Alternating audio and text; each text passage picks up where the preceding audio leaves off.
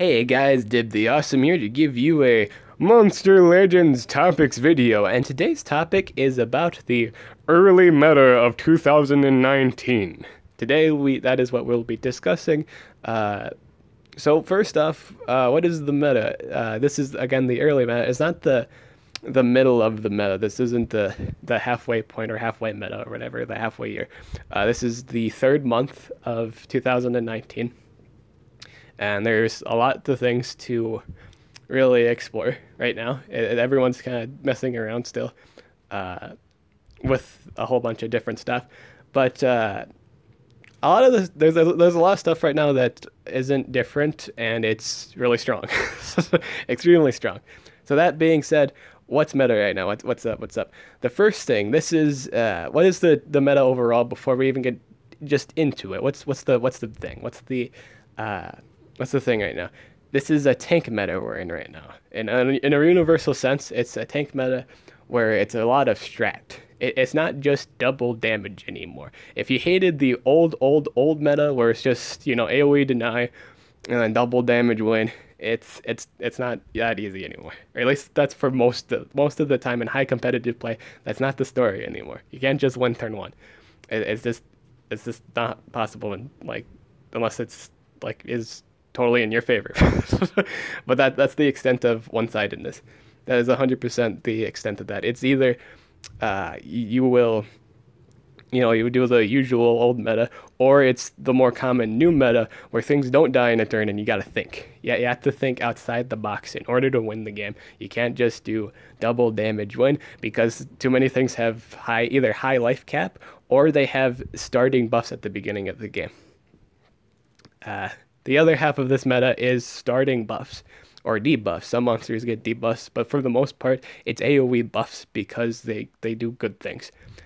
So earlier in the year, I do believe it was in November, we started getting in 2019. This is late 2018. I mean, we started to get Warmasters. I believe the first one was Gortok, who gave AoE stun, and every other Warmaster after him, everyone just got AoE goodies. Like, each one did an AoE goodie with a plethora of good things, from cooldowns protected to freeze immunity to possession immunity, and it gives it to the whole team.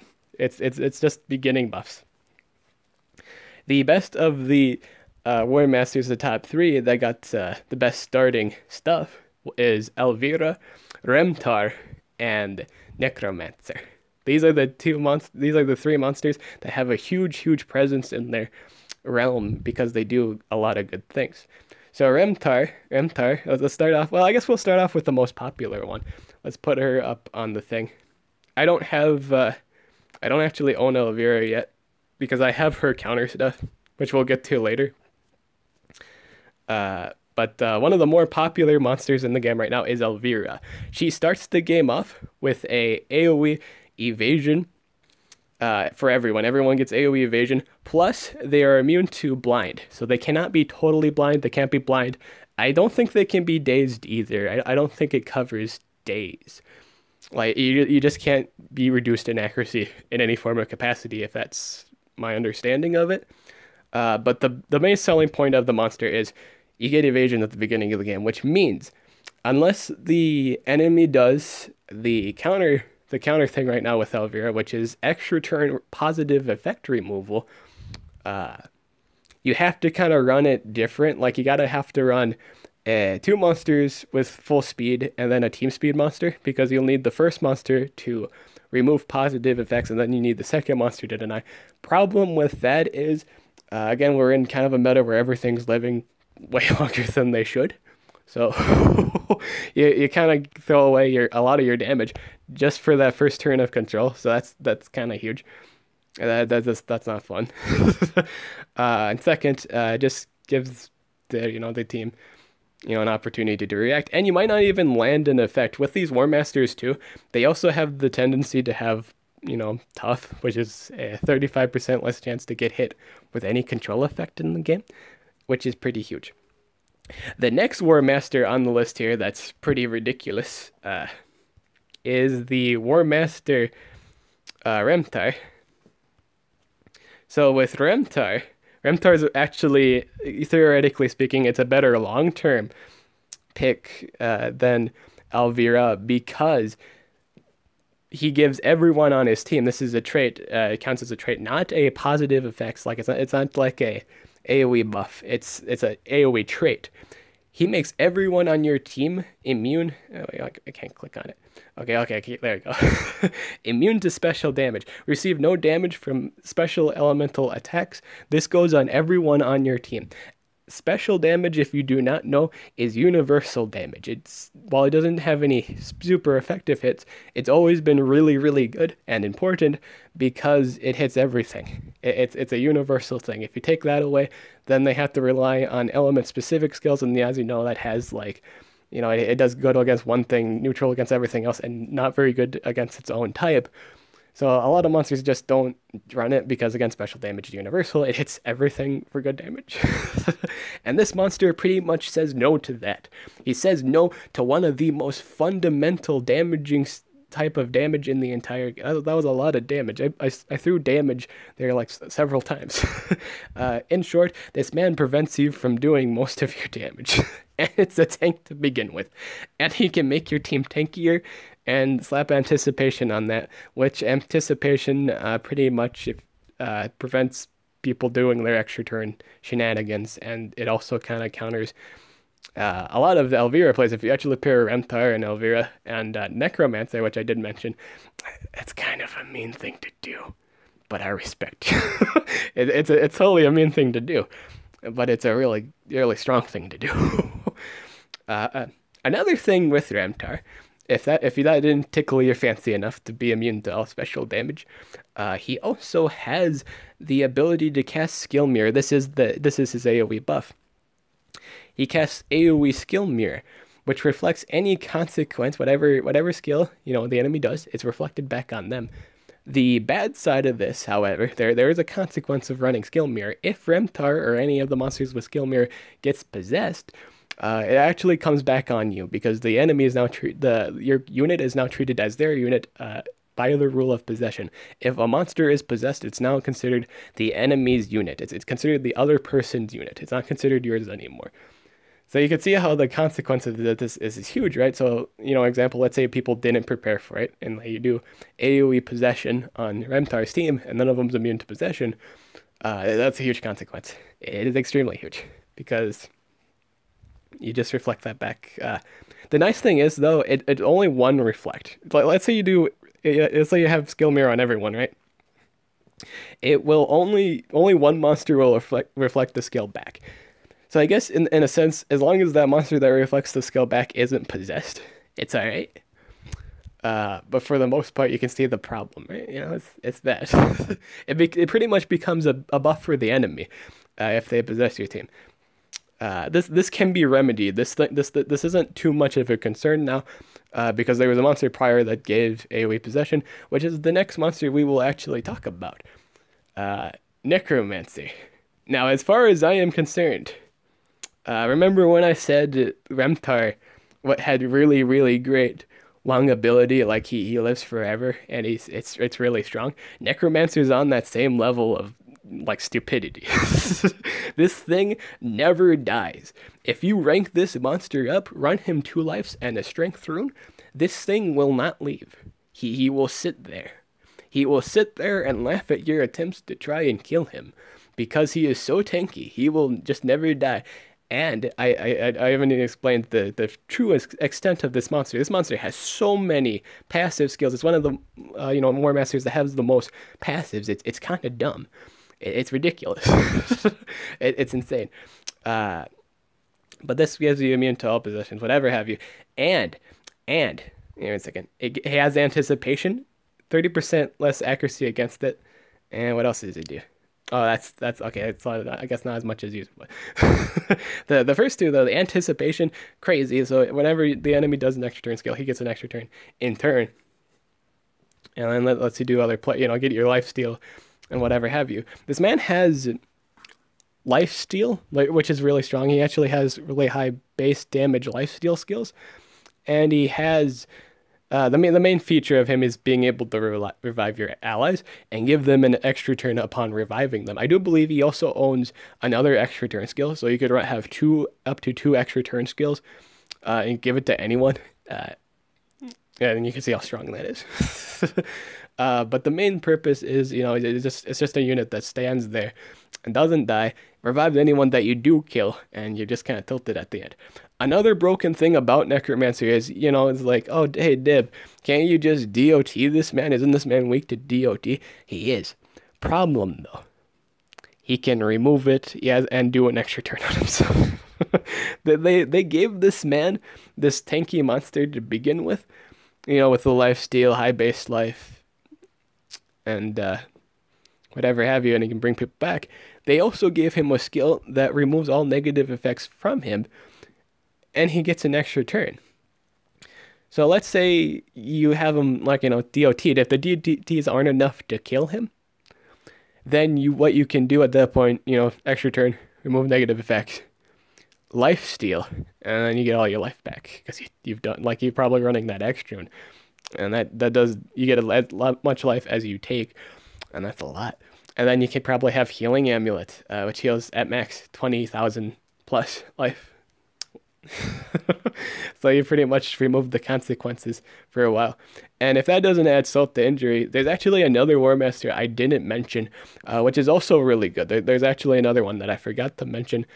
There is Elvira Remtar Necromancer, and there's another one. There is another monster that's pertaining to lifelong matches. I mean, it make the match last a lot longer than it should. And that's Babari. If you don't know who Babari is, my boys, it's a secret legend that can be tilting to anyone that opposes his team. This man gives a permanent AoE buff that makes you immune to all torture effects, gives damage mirror to everyone at the start of the game. That's a buff. The damage mirror is a buff, but the torture immunity is a trait. It gives torture immunity to everyone. And as far as I'm concerned, this is one of the most important buffs in the game at the moment. It's one of the most important ones, or traits. Everyone gets an AoE trait. This is the most important one. Here's why. That we just got a monster recently called Dunra, and Shizar also does this too. They both have access to this magical DOT called Curse, which is a revving up DOT at max. It does 70% of your life and 70% of your stamina, meaning you're essentially dead if all the turns go up, right? Yeah. This guy says no to that. I do believe he says no to that. It makes you immune to all torture effects because, that's curses should be considered a torture effect, and this guy gives you immune to that. What people will be doing is running especially ranked up Babars, they'll run full team life. And then so not only is everyone tanky, but they'll run monsters that are immune to control effects. And the monsters are so tanky, and they have so much sustain. Obviously, you're running tank monsters, so that has some form of life-sustaining properties. And then you just kind of win. And you probably and this thing isn't really, excuse me, this isn't actually a tank monster. It's more so a damage dealer with extra turn skills. But I think the thing is he actually has healing mask. So theoretically speaking, he does actually have a built-in healing method, and he just doesn't have relief. He can also hold an amulet too. It's just good. Now, I said those were the best sustainers. Really fun to, those are the ones everyone's grabbing right now. There are actually some Warmasters. There's actually a few Warmasters, or the rest of the Warmasters is also a good topic. But these monsters are really good ranked up. They're busted rank up. I want to talk about the top tier Warmasters. Right now I just talked about the sustaining ones. I guess I should probably mention the rest of the Warmasters, huh? So we're going to talk about the most broken one. If you actually take the time, this is in a sense of you actually take the time to rank this monster up. I think it's either up to rank 4 or 3. It's the Lhasa. The Lhasa is actually the best monster in the game as of the time of this meta. It is the best one. If you take the time to rank up, let's say you choose a single War Master to rank up all the way, it's theoretically this one. It's pretty powerful. So what does Thalassa actually do? Why am I kind of talking about this monster? Thalassa is strong because she has the ability to not only disable the trait, but it also gives an extra turn to herself, and she can give extra turn to an ally, which allows for not only playability on its own, but she also has access to mega freeze skills. As you guys know, chain denying is kind of hard to do nowadays.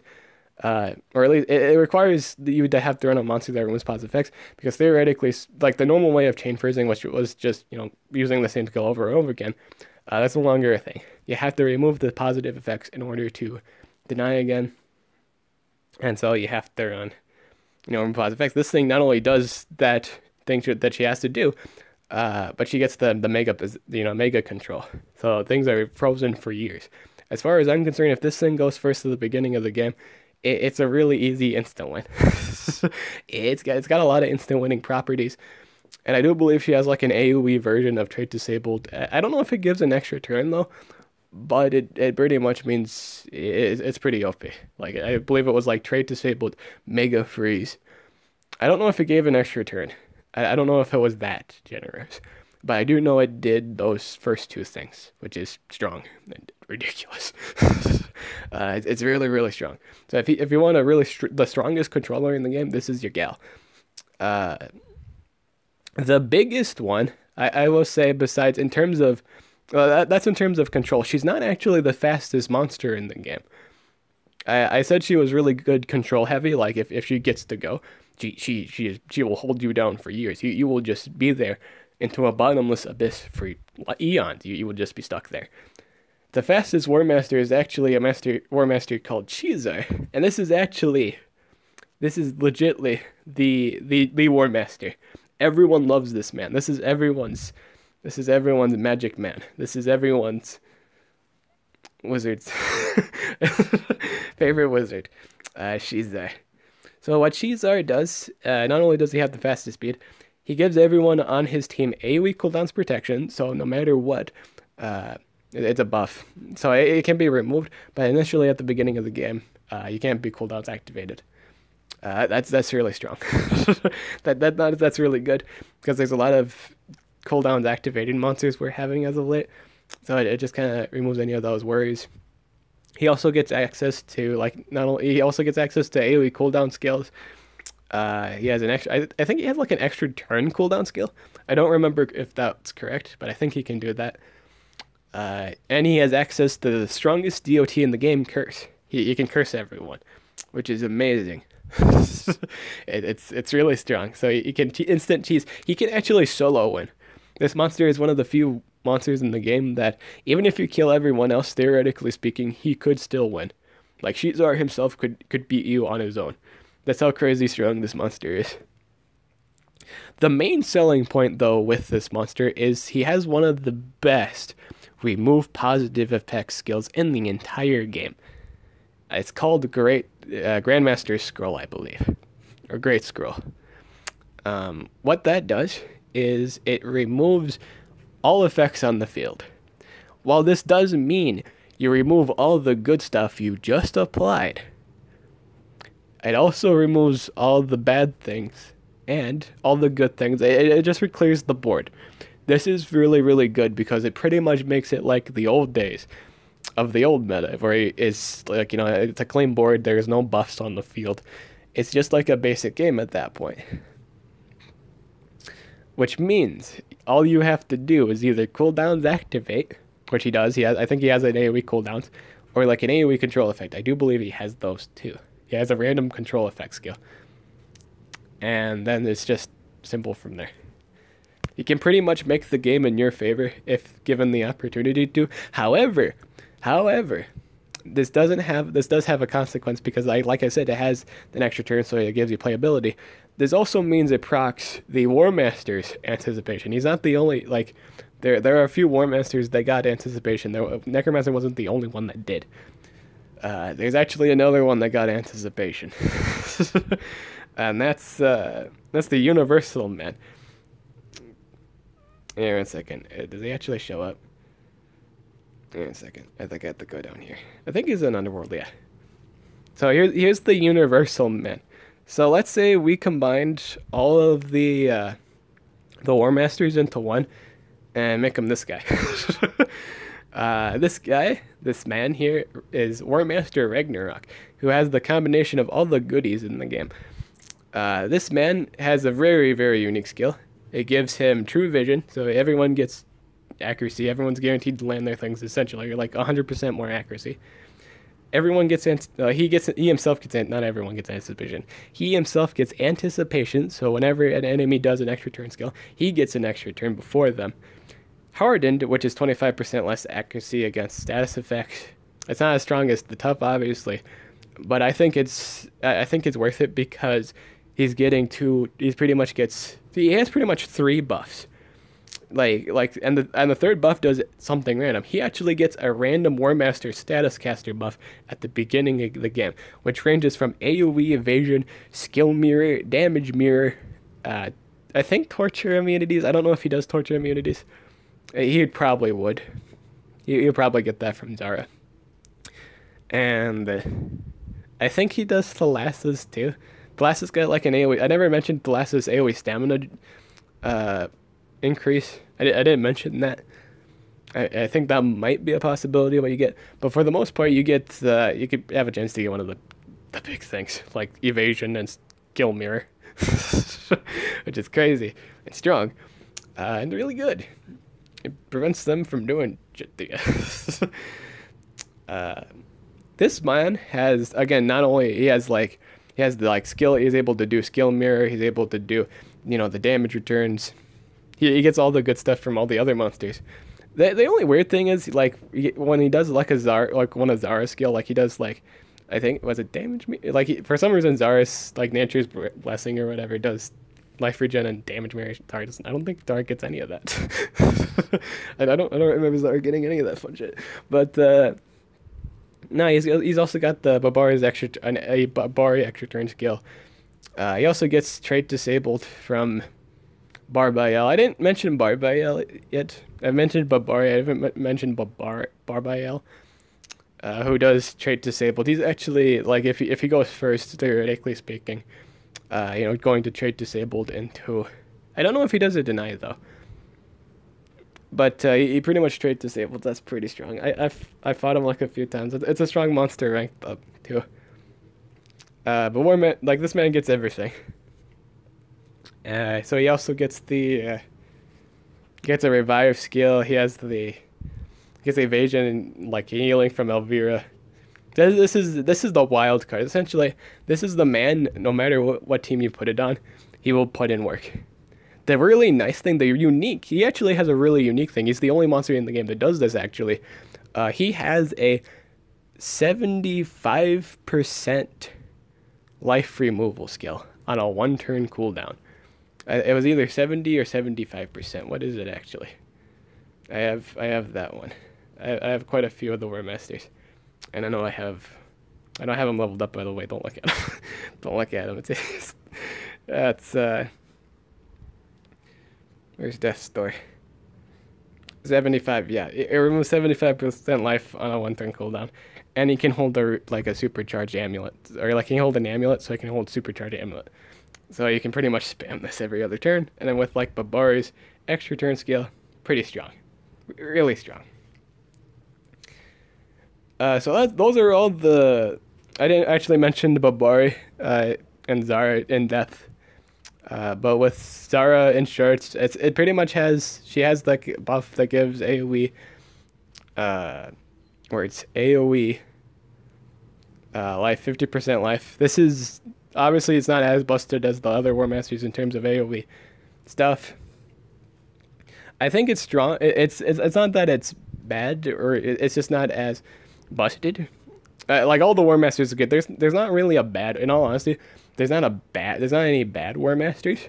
Each one can be used a variety of different ways. It's just some obviously there are Warmasters that just aren't as busted as Elvira or Necromancy or Anthar or any of the things I literally just said. So there's that. But we didn't get to the anti-meta monsters yet. What's What's the other monsters? What is also working in the meta at this time? There are a lot of them, but I'm gonna name a few. Specifically, the monsters Coral Brutalis and Dunra. Dunra being the really stronger of the two. So what both of these monsters do, essentially, they are blessed with the ability of Mega Taunt. Or like with Coral Brutalis case, it's just he has the trait that's taunt. It absorbs all single target attacks, which is really good. Which prevents like Thalassa plays. Let's say low ranking Thalassa plays, he can stop that, which is really good. Like you can prevent Thalassa from going after your extra turn user, and that's huge. So that's really strong. But the thing with Dunra is at the beginning of the game, she will cast Mega Taunt, which actually lasts for 3 turns. Like for whatever reason, this buff that she starts out with, or Mega Taunt, it lasts for 3 turns. It also lasts 3 turns on Coral Brutalis once he has casted Mega Taunt, but he has to cast it first. This thing gets it right away. What Mega Taunt does, it's an advanced version of Taunt. So what is the advanced? What could possibly be the advanced version of Taunt? Absorbing everything is the advanced version of Taunt. It absorbs everything. So what people are currently doing right now, in order to kind of cheese a lot of the Warmasters, with kind of their own Warmasters in turn, like they'll have different strats. There's so many different ways you can play around Warmasters now. But one of the newer ways to do it is running these tank monsters that can do Mega Taunt, and or single target taunt, where it kind of prevents like I said about Ragnarok. Ragnarok can't do, he can't prioritize a monster he would want to prioritize. He has to get rid of Coral first, or he has to focus down Coral with his single target skills. It pretty much prevents playability. Like it just prevents them to also do AoE. Like this one specifically prevents you from doing anything until you remove the effect, and like you lose momentum pretty much. Essentially, you have to do like the 2 speeds, like the 2 monsters with full speed runs and a team speed monster to get control effect, or get going with that. And they might not even be bothered by control effects to begin with. So these are the 2 hugest ways right now.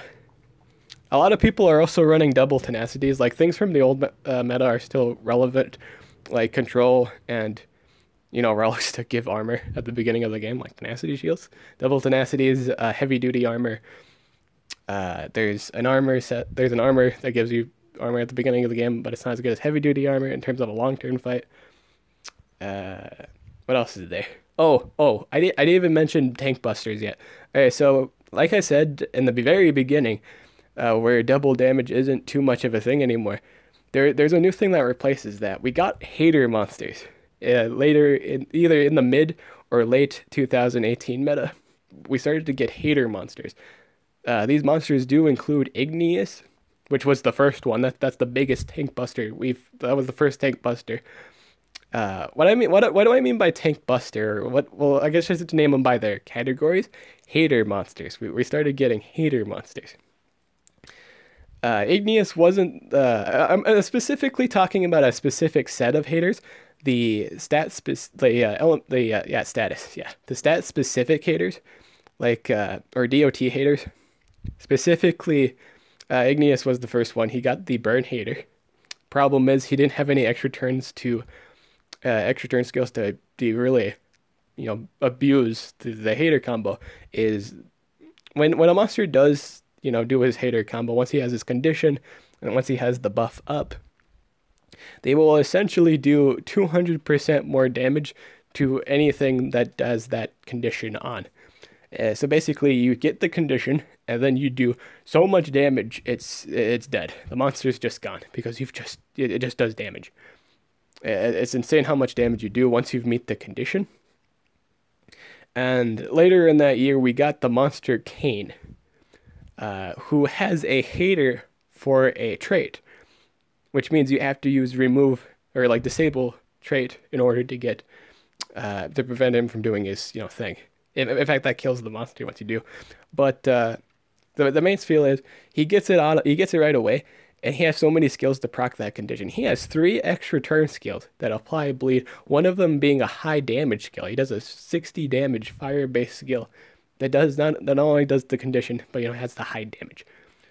It just bursts through it bursts through a lot of monsters in the game. He's really, really, really, really, really strong at the moment. He's actually coming up in a maze. I should probably have him show it up here. I suppose that's something I should do. I don't actually remember where he is. I should be showing these monsters on screen. Interestingly enough, both of these monsters I'm mentioning, Igneous and Cain, are actually fire monsters, which are historically known to be damage dealers. So here's Igneous. This is the first monster I was talking about. It's not the most busted of the two I'm currently talking about, the status haters. But this is the strong one. This is Cain. You get triple damage against anyone that's suffering from bleed, which is really strong. But once you've pretty much reached this condition, once you've done the bleed, he actually has a 70 damage lifesteal skill. So let's say you're just near death, and you have an enemy bleeding. You can essentially hit them with the lifesteal skill, and get all your life back. For the most part, there wasn't really much. There's not really much of a. Oh, I was talking about the maze, wasn't I? But yeah, there's a maze coming up. I highly recommend doing it. And if you're not, but yeah, I recommend doing that maze. Be sure to do that maze because this monster is really good. Again, tank busting. The combo is really good. I don't know why my thoughts are scattered at the moment. What's the time on this video right now? 31 minutes. Hey. What else is there to say about it? Oh yeah, it's a really tanky monster too. So the thing with Cain, not only is he a combo-oriented monster, a hater, like status hater monster, once you have something bled, it does triple damage, he's also really tanky. He has the sword and healing essence relic that gives him sustain, and you just run Rainbow Rune build, then you live through everything.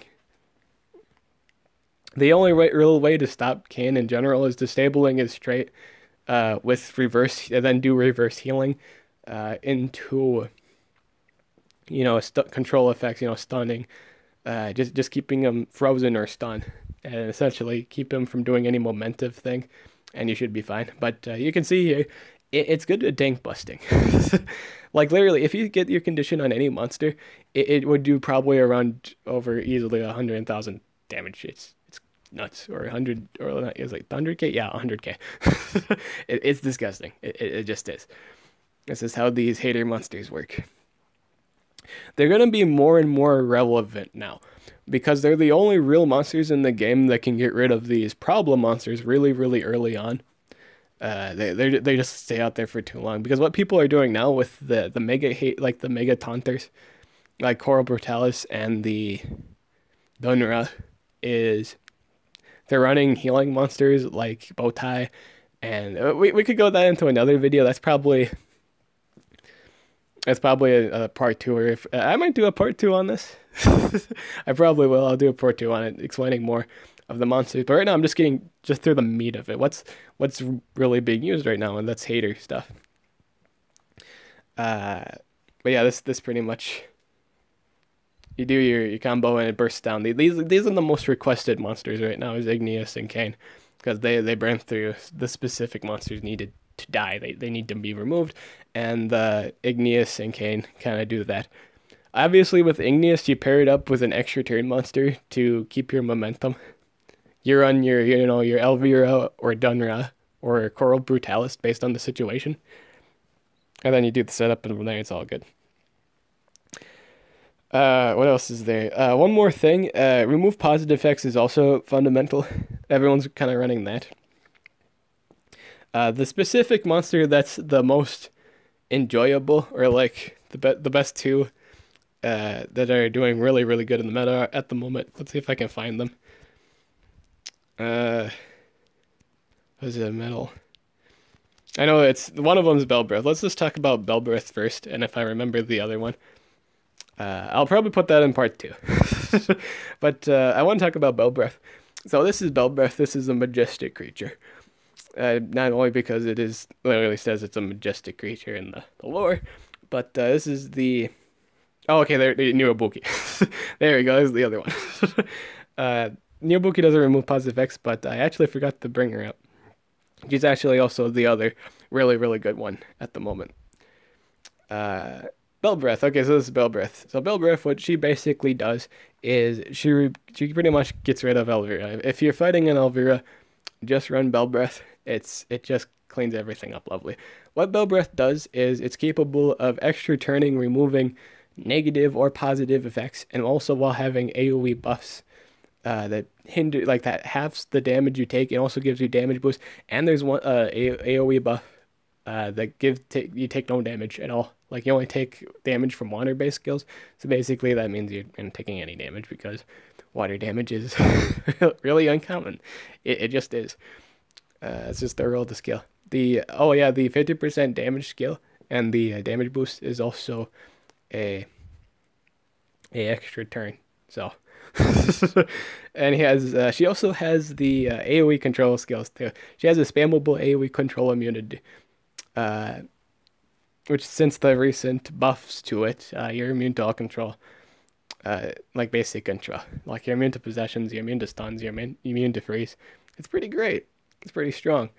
And this thing's a nightmare. This thing's legit nightmare fuel. This counters so many different things. The only thing that this thing doesn't counter at the moment would be done with anticipation monsters on her team, because what that happens is you remove Dunra's buff, but the enemy gets an extra turn, and they could be doing buffs or killing something or list the thing of annoyance that the consequences of you removing the buff, it just becomes a benefit from them, for them. So it doesn't help you much at all. Or Neobuki, which is the other monster that, interestingly enough, they're right next to each other. This is the other monster, Neobuki. This is the final one we'll go on for this part, or we'll call it part 1. But this is the last monster that's really, really relevant in the meta. This is one of the best Warmaster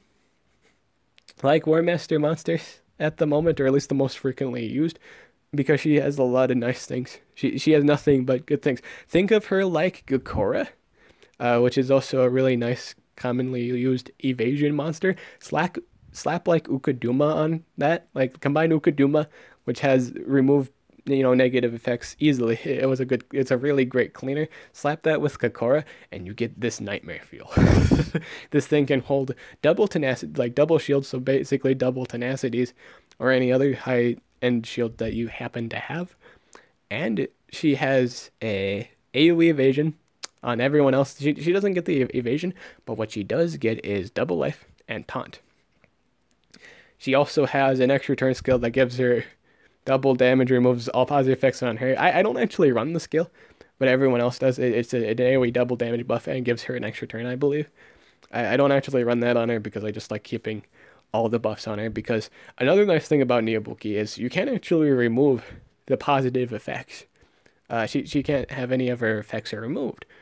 Unless trait disabled into a plethora of other things. This is really strong. This is really strong, coupled with the fact you can taunt. Basically, if you ever wanted to do a single target skill, you have to get rid of Neobuki first. And Neobuki can become really tanky thanks to that double life and tenacities. You can see how annoying it is. So annoying to the extent it takes Burat, like a triple damage Burat. I think Burat either has to be triple damage, or it can't, Neobuki can't be with Remtar in order to get rid of that, or you need Shade Moon. Otherwise this thing doesn't really leave. What's Shade Moon? We'll get to that in another video. But I really just wanted to talk about the I guess this video was mostly about Warmasters and the supports right now. So we might talk about the damage dealers in another video, the part 2er. But right now it's just the big supports. Obviously, I'm not really naming all of them in the game. I'm not naming all the really good monsters, non-Warmaster monsters at the moment. But I'm getting in depth with that's the most commonly used things. These things you'll see on PvP teams. If it's not a Warmaster, it's probably this. You'll probably see this in the corner, tormenting you, watching you, irritating you.